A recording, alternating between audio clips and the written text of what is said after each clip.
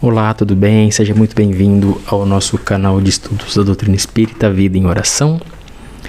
Na noite de hoje estudaremos sobre o capítulo 15 do livro Os Missionários da Luz, do André Luiz, escrito através do Chico Xavier.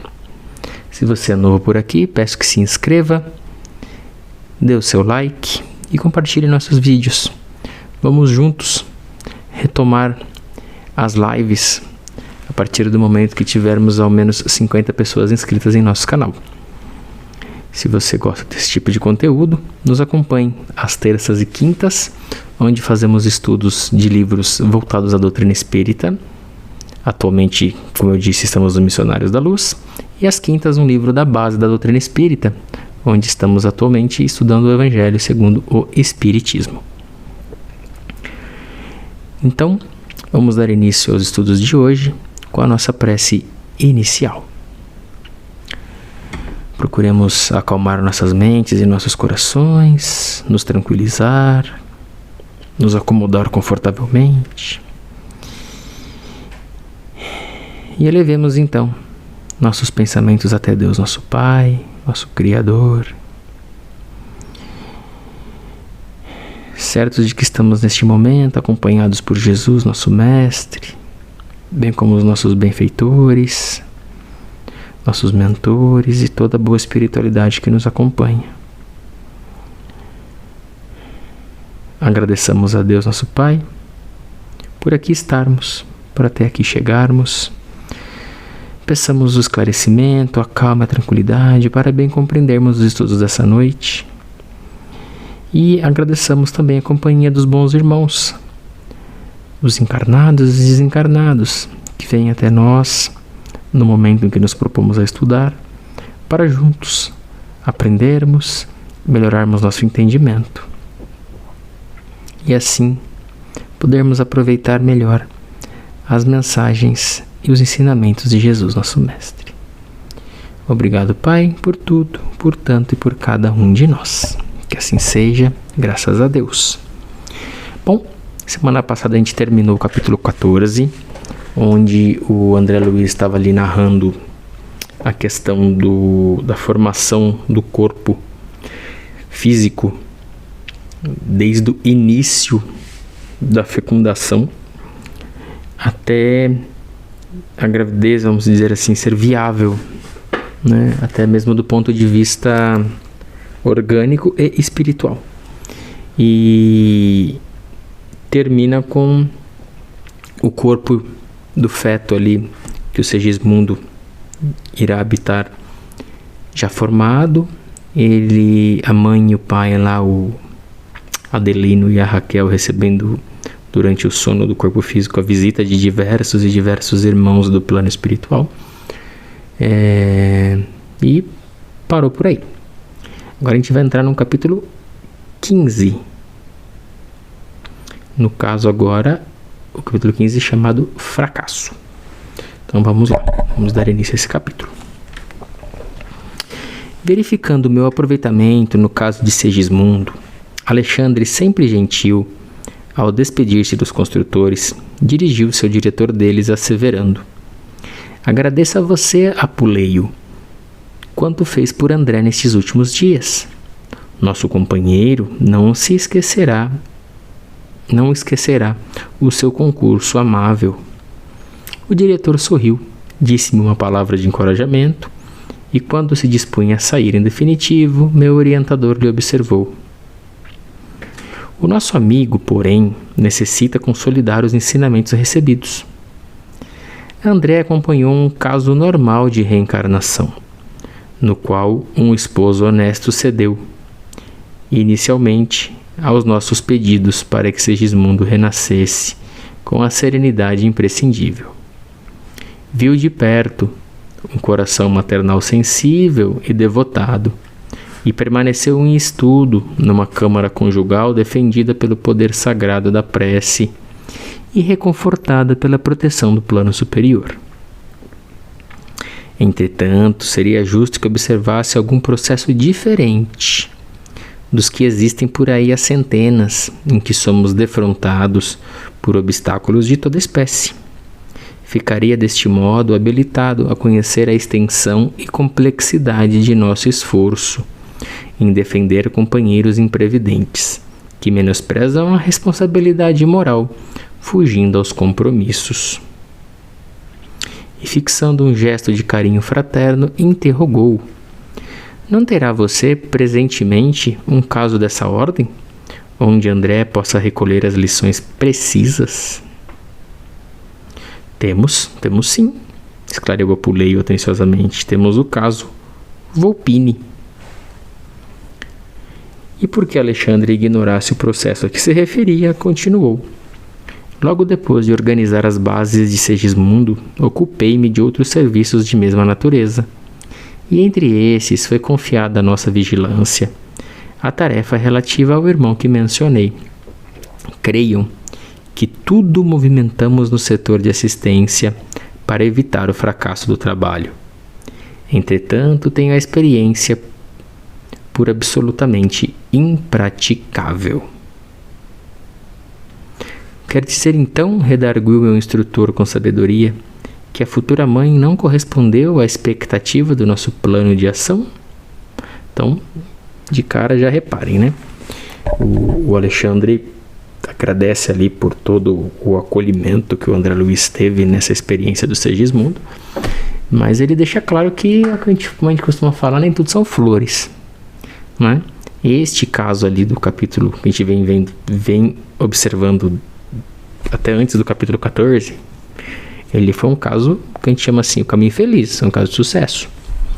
Mas ele está deixando claro que existem centenas, milhares de outros casos em que, mesmo com todo o esforço do plano espiritual, muitas vezes não é fácil, ou muitas vezes não dá certo.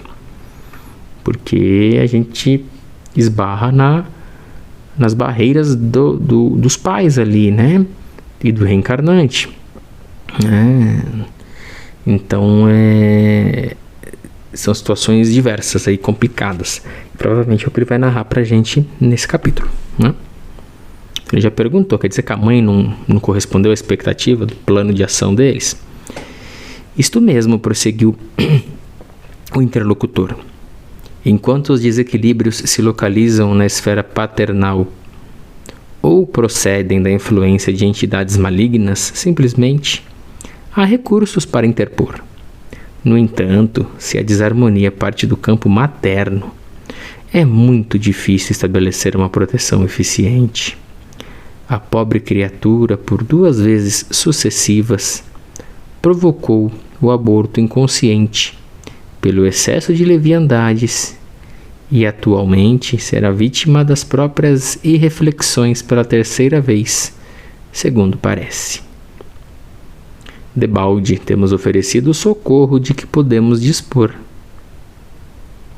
A infeliz deixou-se empolgar pela ideia de gozar a vida e se irmanou a entidades desencarnadas da pior espécie. E para acentuar os seus planos sombrios, separam-na do próprio companheiro, ansiosas por lhe precipitarem o coração na esfera das emoções baixas. Então você vai vendo aí que dize-me o que tu pensas que direi com quem tu andas, né? A mãe tá aqui, ser a mãe tá em curso de ter um 3º aborto, exatamente porque tá desequilibrada e tá se ligando aí a entidades de baixo poder vibracional, de baixa vibração, de energia mais pesada, né? Enquanto Alexandre o ouvia em silêncio, Apuleio continuou, depois de um intervalo. Volpini atingiu agora o 7º mês de gestação da nova forma física. Mas a noite próxima será decisiva para ele. Já recebi um apelo dos colaboradores que ficaram nas imediações do caso em serviço ativo, no sentido de evitar certas extravagâncias da futura mãe. Projetadas para hoje. Entretanto, creio que não sejamos por ela obedecidos. A organização fetal não se encontra em condições de suportar novos desequilíbrios, E se a pobrezinha não despertar para o dever, abrirá ainda hoje uma terceira falência. Se André puder vir conosco, nos dará muito prazer. Então ele fala, né, que tem um reencarnante, que é o Volpini, que já está no 7º mês de gestação. Mas assim, os colaboradores que estão ali no entorno, auxiliando, já falaram que se a mãe continuar com as extravagâncias e agindo da forma que vem agindo, mesmo com a influência deles, aquele corpo que está sendo preparado ali, ele não vai aguentar, né? E se ela não se ligar, se ela não despertar para o dever, vai ser a terceira vez que ela vai falhar. Vai ser um terceiro aborto. Alexandre, que me parecia muito circunspecto, muito concentrado naquele momento, dando a ideia de quem não desejava cultivar qualquer comentário menos edificante, considerou: o nosso companheiro irá com vocês. Por vezes, para preservar convenientemente a saúde, é preciso conhecer as enfermidades. Para cultivar o bem, é necessário não ignorar a existência do mal. Então ele falou, ele tem que aprender que nem tudo são flores. Tem que ver que nem toda tarefa, mesmo partindo do plano espiritual, dá certo se não houver a concordância de todos. Você viu aquela história que perdão, o que dois não querem, um não faz? É mais ou menos isso, né? Se não tem esse comum acordo de quem está recebendo o reencarnante, por mais que o reencarnante queira, que o plano espiritual queira, que às vezes até o pai do reencarnante, que vai ser pai do reencarnante, queira, se a mãe não quer, por exemplo, não rola, né? Então, seguindo rapidinho aqui. Com efeito, à noitinha chegávamos, Apuleio, 2 companheiros dele e eu, a uma residência confortável e de aparência distinta. O grande relógio de parede mostrava 20 horas menos 5 minutos. Então era 7h55 ou 19h55. Seguindo o diretor, entramos em um aposento bem mobiliado, onde se encontravam 3 entidades desencarnadas, de horrenda figura, que em virtude do baixo padrão vibratório não perceberam a nossa presença. Conversavam entre si, combinando medidas detestáveis, que não cabe nem relacionar aqui. A certa altura da palestra, porém, referiam-se ao caso da reencarnação de maneira franca. Eu não sei, comentou um daqueles perversos inimigos do bem, por que arte infernal vem resistindo o intruso? Despejamo-lo-emos na primeira oportunidade. Quando isto ocorre, disse outro, é porque há mãos de anjos trabalhando por trás. Pois que vão para o inferno, exclamou o que parecia mais cruel. Veremos quem pode mais. Cesarina já nos pertence 90%.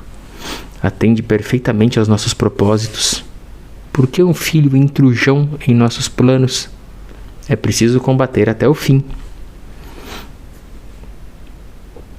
No entanto, considerou um terceiro, que até então se mantinha em silêncio. Há mais de 6 meses estamos trabalhando em vão para derrubá-lo. Então você vê, é uma coisa que é importante. Não é que, nossa, eles se sentem, eles não são vistos porque eles são superiores, não. Isso é relatado em diversas literaturas que, por padrão vibracional, você só acaba, uma vez no plano espiritual, enxergando aqueles que estão no mesmo padrão que você ou abaixo do seu padrão. Mas você não vê os espíritos que têm um padrão vibratório mais alto. Você não consegue sintonizar com eles. Mas esses mais altos também, por sua vez, veem todos no mesmo padrão dele e os que estão abaixo. Então, por isso que a menos que eles queiram ser vistos. Então, por isso que muitas vezes é relatado que eles fazem incursões no umbral, fazem incursões em locais assim de energia mais pesada e não são vistos até que queiram. está vendo aqui, tá rolando um plano aqui, eles estão incomodados, né? Que a mulher já tá 90% no controle deles. E esse filho aí tá atrapalhando e eles querem colocar esse filho pra fora e não estão conseguindo. Aí eles seguem, né, com a conversa dessas 3 entidades. Mas temos conseguido muito. Voltou a falar o mais revoltado. Não creio que ele possa aguentar por muito tempo. Talvez hoje façamos o resto. Um filho viria nos roubar, talvez, a boa companheira com que contamos agora. Todas as atenções dela convergeriam para ele, e o nosso prejuízo seria enorme. Mas, se existem mãos de anjos trabalhando, temos mãos de demônios para agir também. Já vencemos 2 vezes, por que não vencer agora igualmente? Mas e se o filho vier? Considerou um dos interlocutores. Certamente virá o esposo de regresso. Não podemos conservá-lo à distância por mais tempo, caso isso se verifique. Isto nunca, respondeu o adversário mais feroz, com uma inflexão sinistra. Como era diferente aquela paisagem interior, comparativamente à câmara de Raquel, onde levara a efeito tão formosas observações referentes à tarefa reencarnacionista. O aposento mantinha-se absolutamente desguarnecido de defesas magnéticas, e não se via o movimento de visitação espiritual da esfera superior que caracterizava a formação do novo corpo de Segismundo. Está observando? Falou Apuleio gentil. Nem sempre a nossa tarefa se desdobra ao longo dos jardins afetivos. Muitas vezes devemos operar sob verdadeiras tormentas de ódio que desintegram os nossos melhores elementos magnéticos de cooperação. Este é o caso típico. Recordei-me que a residência de Adelino se enchia diariamente de afeições do plano espiritual e perguntei: mas a futura mãe não dispõe de relações em nossa esfera? De qualquer modo, respondeu ele, sempre temos bons amigos na zona superior àquela que nos encontramos. Contudo, em certas circunstâncias, nos afastamos voluntariamente deles. Cesarina poderia contar com diversas amizades. No entanto, ela mesma se encarrega de obrigá-las à ausência. Impressionado, eu considerei. Não terá ela, contudo, um pai ou uma mãe nos nossos círculos espirituais que tome para si o sacrifício de defendê-la? Tem um pai que a estima com extremos de afeto, esclareceu o diretor.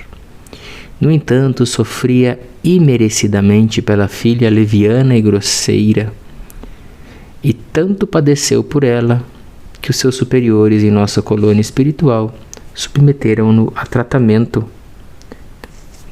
para esquecimento temporário da filha querida, até que ele possa se recordar e se reaproximar dela sem angústias emotivas. Então, você vê, né? Além de eles estarem planejando, acontece que ela está totalmente desguarnecida, porque ela se cerca de energias ruins, pesadas, de situações que afastam ela dos bons espíritos, que nem mesmo os bons espíritos que se importam com ela conseguem chegar perto, né? Já nos foi falado uma vez em uma explicação, em uma comunicação, que dependendo do padrão vibratório que a pessoa assume, ela se encapsula, ela se coloca num casulo onde as boas energias, os bons pensamentos, as boas vibrações não conseguem sequer penetrar para tirar a pessoa daquela situação. Então é mais ou menos isso que está acontecendo aqui com a Cesarina, né? E que interessante, né? Ele fala aqui que o pai dela estimava tanto ela, mas era tão maltratado por ela, que ele estava em angústia mental.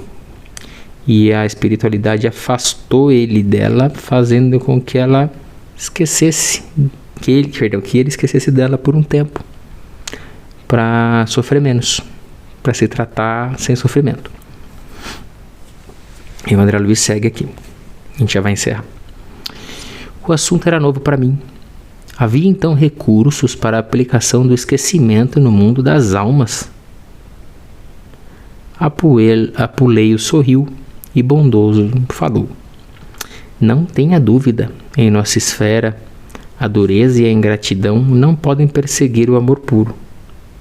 Quando as almas reencarnadas se revelam impermeáveis ao reconhecimento e à compreensão, nos distanciamos delas. Naturalmente, ainda mesmo quando encerrem para nós valiosas joias do coração, até que então se integrem ao conhecimento das leis de Deus e se disponham a segui-las em nossa companhia. Quando somos fracos, porém, embora muito amoráveis, e não nos sentimos com a precisa coragem para o afastamento necessário, se merecemos o auxílio de nossos maiores, somos favorecidos com um tratamento magnético que opera em nós o esquecimento passageiro. Então, vamos encerrar por aqui, para depois a gente entender como é que está a situação da moça lá, da Cesarina. Então, vocês veem que é muito importante frisar o quanto ele deixa claro que esta situação da Cesarina e do Volpini, que é o reencarnante, é o caso típico, onde a reencarnação em si ela é muito difícil de acontecer.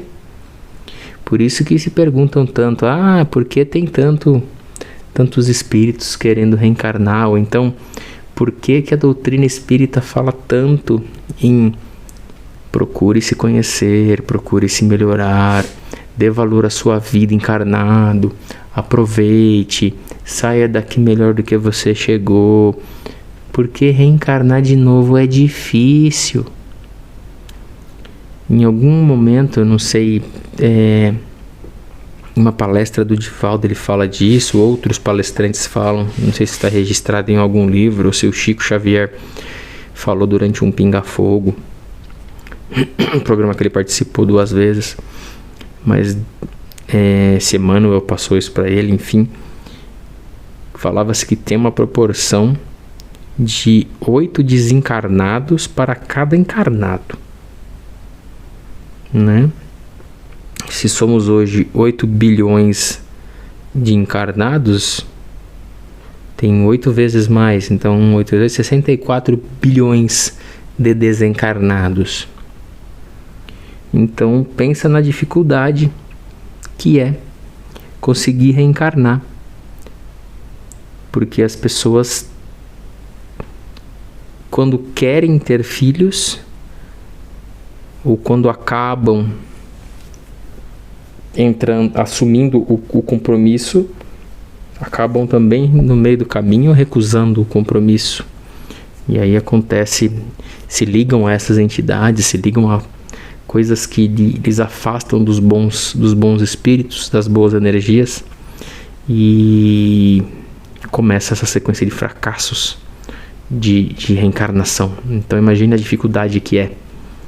Por isso que se fala, puxa, mas a pessoa, o espírito está reencarnando 200 anos depois da morte dele, 300 anos depois. Gente, é tipo sorteio de...